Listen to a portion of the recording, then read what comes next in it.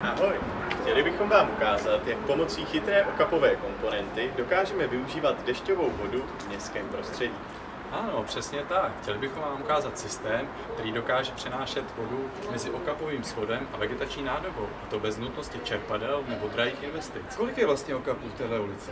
V této ulici jsme napočítali 44 okapových svodů, z nichž bychom mohli využívat spoustu vody pro závlahu vegetačních nádob. Takže jak to vlastně funguje?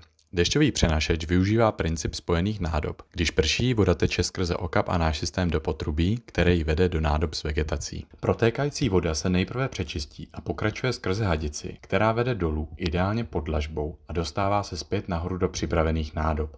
Potom, co se jejich akumulační prostor naplní, je přívod uzavřen a voda protéká dále s vodem. Akumulační prostor v nádobě se sacími knoty dokáže vegetaci zásobovat v období mezi dešti. Díky tomu můžeme v ulicích snáze pěstovat více vegetace, která zlepší mikroklima. K nádobě může být integrováno posezení nebo další prvky městského mobiliáře. Víme, že stromy patří pod zem. Uvědomujeme si ale, že v ulicích to nebývá jednoduché. Ochranná pásma sítí, vlastnické vztahy a další zájmy ve stavebním řízení zakládání prvků modrozelené infrastruktury ve městě komplikují. Zadržování dešťové vody v městském prostředí do vegetačních nádob je malý krok k velkým změnám. Představte si, kdyby na této ulici každý dům disponoval tímto systémem.